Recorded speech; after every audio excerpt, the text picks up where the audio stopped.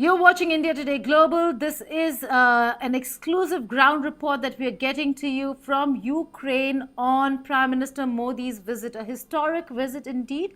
Two-country visit. He will be landing in Poland. There are bilateral talks that are going to take place over there. Visuals of Prime Minister Modi departing for Poland and Ukraine just came in a while ago, and his departure statement clearly spelling out what this entire visit is all about. He has spoken of the fact that there are going to be bilateral meetings that he'll hold in Warsaw, and the meetings will entail bilateral cooperation between the two countries. He has said that my visit to Poland, and I'm quoting him over here, my visit to Poland comes as we mark 70 years of our diplomatic relations. Poland is a key economic partner in Central Europe. Our mutual commitment to democracy and pluralism further reinforces our relationship. He further goes on to say that he's going to call on President Duda and hold bilateral talks with Prime Minister Tusk. And then from Poland, he's going for his first historic visit of an Indian Prime Minister to Ukraine. He will be meeting President Volodymyr Zelensky, and then there will be an opportunity to talk about peace. I'm being joined by Gaurav Sawant, who's been reporting from Ukraine for a few days now. He is in Kyiv, and where he stands right now is significant. Gaurav, coming to you, explain first to us where you are and what the place, this memorial, really signifies. Geeta, this is a new war memorial that's come up in the heart of Kyiv. This is Krishiatica, the very, very center, nerve center of Kyiv. And when I came here 2 years ago, when the war hadn't started, this place behind me, this green patch right in front of the municipal office, not very far from the foreign ministry and the presidential palace on either side, this was full of flowers. In spring, you'd see thousands and thousands of flowers here in Ukraine. But what you see here right now are thousands and thousands of flags. Each flag actually denotes the name of a Ukrainian soldier who's made the supreme sacrifice of his life or her life for the country in the past 910 days. And Geeta, just look all around. There are Ukrainian flags, there are flags of various regiments, there are flags of various soldiers and their pictures and their, apart from their photographs, there are letters, for example, from a daughter to a father, from a mother to her son, from a wife to a husband, from a young woman to her fiancé, to her lover, saying that you chose the love of Ukraine over my love. But that is something I can live with, but I can't live without you. It's very heartbreaking. Every letter, it's all in Ukrainian, but when friends translate those letters for you, they're truly heartbreaking. And I just want you to see this for a moment, Geeta. Look at the number of flags here. This was a place that was so full of flowers. And look at that lady. I mean, it's heartbreaking to even try and reach out. But these ladies who walk in here, and after the night, they come in the morning and they clean the photograph of their husband, their sons, their brothers, and kiss that photograph and then keep it back there once again. And then they light a candle. And I just stand here and watch. I mean, I've been standing here for the past several hours and just watching it. It's truly, truly traumatic. It's truly, truly painful. And then they smile. And then they smile and say, thank you for reporting our story to the world. Thank you for telling the world our trauma, our agony, and our fight for honor. So that is Ukraine's war against Russia right now.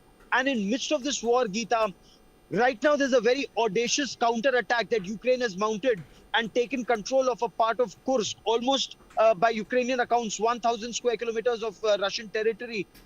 In these entire 900 days plus, Russia had taken over just about 1,200 kilometers of Ukrainian territory or Ukrainian held territory or newer territory apart from the, Luhansk and Donetsk. But now this counter-attack actually means that there will be more losses of lives here. As I show you this picture, Geeta, this lady who's very painstakingly clearing that area, cleaning that area where the flag is. And there are times that I even hesitate to ask, was it your husband? Right. Was it your son? Was it your lover? Was it your brother? I just stand and watch, and in case they come and talk to me, they tell me about what these past 900 days have been like for them. Geeta. Gaurav, that's the cost of war. A field of blue flags. A heartbreaking story. Gaurav Sawant has actually done an entire report, and it will be available for all our viewers to watch on India Today Global. Please log on to our website, watch the story, because that's when you understand the magnitude of what it takes, the losses, the kind of losses not just families but a country really experiences when they are at war with another country. Russia-Ukraine war is something we will delve into, but Gaurav, apart from this, can peace have a chance in this conflicting times where both sides have really taken a very strong position? Prime Minister Modi is going to be in Ukraine. Let's talk about that, and then we'll come back for a little more on what's happening on the ground when it comes to the situation of war between the two countries. Prime Minister Modi is going to be in Ukraine. This comes at a time when he did go and visit Russia not so long ago. And there was heavy criticism that came from the West, Gaurav, when it comes to the meetings that he held with President Putin, the brotherly warm embrace that the two leaders shared. It did come a day before he actually had met Zelensky as well, and there was a hug there as well. But that did not cut it. There was expectation that if Modi has gone to Russia, will he then visit Ukraine?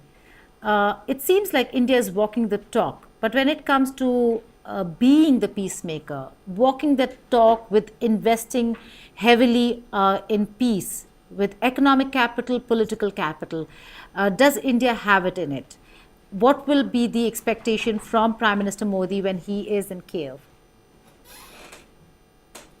Geeta, the expectations are very high. And, that's perhaps the silver lining in this dark cloud of war all around. While it's a bright and sunny day here, people here are a little glum about 910 days and counting of this conflict. And they're hoping when Prime Minister Narendra Modi comes, there will be some kind of a roadmap for what they describe is just peace and not peace at Russia's terms. Now, they're taking control of 1,000 square. It's not to take control and keep that territory. It's perhaps having that bargaining chip to get Russia to move back for Ukrainian soldiers to vacate Kursk. But, while that's the best case scenario, the worst case scenario, according to some reports that are emerging from Russia, that seems to indicate that Russia has actually managed to destroy, or at least that's what they're claiming, a main fuel that is armored fighting vehicles, whether it's the Bradleys or the Strikers. So Ukrainian soldiers have gone in. They're inside Russian territory, but can they be supplied? Do they have supply chains, that are intact? And that is what makes this war very bloody, especially when the Russian President Vladimir Putin has also said now there's no scope for compromise. Now they will take their territory back. And at the same time, they've mounted a counterattack on the Donetsk side. So this makes Prime Minister Narendra Modi is coming to Ukraine at a time when both sides have hardened their just very difficult. But then there are two aspects to the Prime Minister's visit. The first aspect of the Prime Minister's visit very clearly is to ensure that he sends that message India is also with the people of Ukraine. That's why he's investing his time coming here. The second, of Ukraine, and that is where a very important role will be played by India. Ukraine requires manpower. Ukraine requires material. Now, when you look at Ukraine, which is described as the breadbasket of Europe, well, that breadbasket requires labor. The entire Ukrainian labor is currently fighting war, protecting their territory, whether it's in Donetsk or Luhansk or this counter-offensive that's been mounted. So they require an offensive. They require to move forward. That is why they require farm labor. India can provide that farm labor. India can provide that agricultural labor. India can provide the industrial labor. India can provide both skilled and unskilled labor, from truck drivers to IT sector. This is where India could play a very big role in the times ahead, Geeta. Right. Now, let's talk about security. Prime Minister Modi is going to be in Ukraine. What are the security preparations for the visit? We do know that there were the sirens that had gone off at the border areas. Things are looking tense at this point in time. How is the Indian establishment ensuring coordination with Ukraine and with Russia so that there is an absolutely smooth visit of Prime Minister Modi without an incident, Gaurav? That's a very important point you raise, and perhaps that is why you see one of the biggest teams of the Special Protection Group have been mounted all along. From Poland to Kiev. There are multiple. There is a total airspace restriction. So the Prime Minister, like all other heads of state and governments who've come to Ukraine in the past, will be coming by road or rail. So he's taking the road and rail route to Ukraine. He'll get into Kiev. He'll meet President Zelensky. He'll meet the Indian community. He'll meet business delegation. He'll meet political leaders, and he'll meet political leaders across the political spectrum in Ukraine. He'll be addressing, the political leadership here, and then, after he's had all his interactions, he'll immediately be heading back to Poland, is what we've been told. So massive security deployed in place. There are restricted meetings for the Prime Minister. The Indian community is very excited about the Prime Minister's arrival because they say, and the large cross-section of Indian community I spoke to, you well know, Geeta, you've reported both from Ukraine and from Russia. Ukraine is the education center of this entire region. Every city has various universities, whether they're medical universities or engineering universities or language and art universities. From Kyiv to Kharkiv to Odessa, every city here has so many universities. And there was a time when 18,000 Indian medical students studied here. That number is dwindled to under 5,000 now. For Ukraine, it's a challenge to bring Indian students back. For Ukraine, it's a challenge to bring Indians to contribute to the redevelopment of Ukraine. So that is where Ukraine would be seeking a lot of assistance of Prime Minister Narendra Modi, at the same time promising cutting-edge military technology that's actually been found and harnessed during these 900 days of their war with Russia, Geeta. Well, if I could ask you, from across the border in Russia, in Kursk region, there are students, and MEA has said that they're in touch with Indian students there as well, and ensuring that there is assurance for their security and safety. Evacuations continue on both sides of border towns. When it comes to security scenario, Gaurav, we still see a lot of Indian students on both sides, Russia and in Ukraine, that is actually quite vulnerable at this point in time. You've spoken to quite a few of the students. Is there any particular reason why they are still there? We do know that a lot of them who had actually returned during the war, the peak of the war, they returned because of safety and security. But when it comes to continuing their education, it has been an uphill task, a real hurdle. It indeed has been. I spoke to a large number of students here that remain in Ukraine, and especially in Kiev. So they're either in their, final stages, in their 4th and 5th year, some in the 6th year of medicine. So they've already invested 3-4 years in this country. They want to complete their degrees, get their degrees, and then come back to India.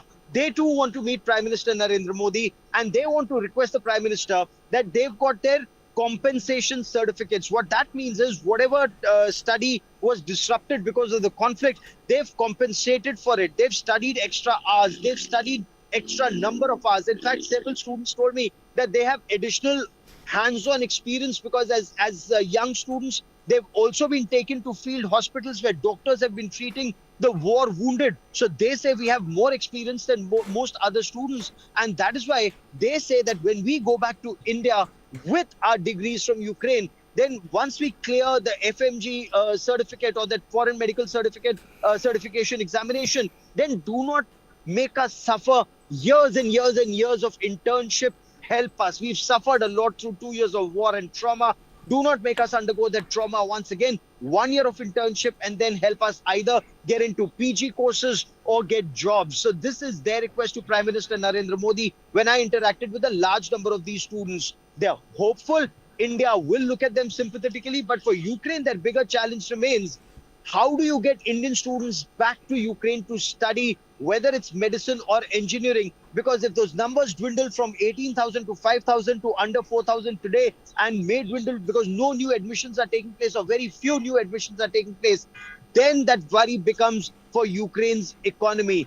They want Indian investment, and they say that when Prime Minister Narendra Modi comes to Ukraine and interacts with President Zelensky, the relationship between India and Ukraine is a win-win for both countries. It's a great win for India. It's a great win for Ukraine. Well, Gaurav, I'll not take much of your time. It's you have a lot of reporting assignments to really finish before Prime Minister actually lands in or comes to Kyiv. It's a 12-hour short visit, brief visit, but one that is going to be significant, historic, and will have a long-lasting impact on how the world not just sees India, but how this conversation can be taken forward when it comes to peace between Russia and Ukraine. Can that really happen is something we'll have to wait and see. But there are a lot of reports that Gaurav Sawant is sending from Ukraine. All of that would be available here on India Today Global. Please log on to our website, watch all those reports, significant ones with the Indian community, the Medical Association, leaders from Ukraine. They've voiced their opinion very, very strongly. It doesn't seem like Ukraine is in any mood to back down at this point in time when they have advantage. But how long will that advantage last? We will also be covering the situation of war between Russia and Ukraine. Join us this evening around 8 p.m. Gaurav Sawant will be with us, and we'll try to see what this war really means for the region, but also what is the role that India is playing. Gaurav, thank you so much for joining us here on India Today Global. That's all for now on our coverage when it comes to Prime Minister Modi's visit to Poland and Ukraine. We'll keep updating our viewers on all that's happening in Warsaw and further in Kyiv.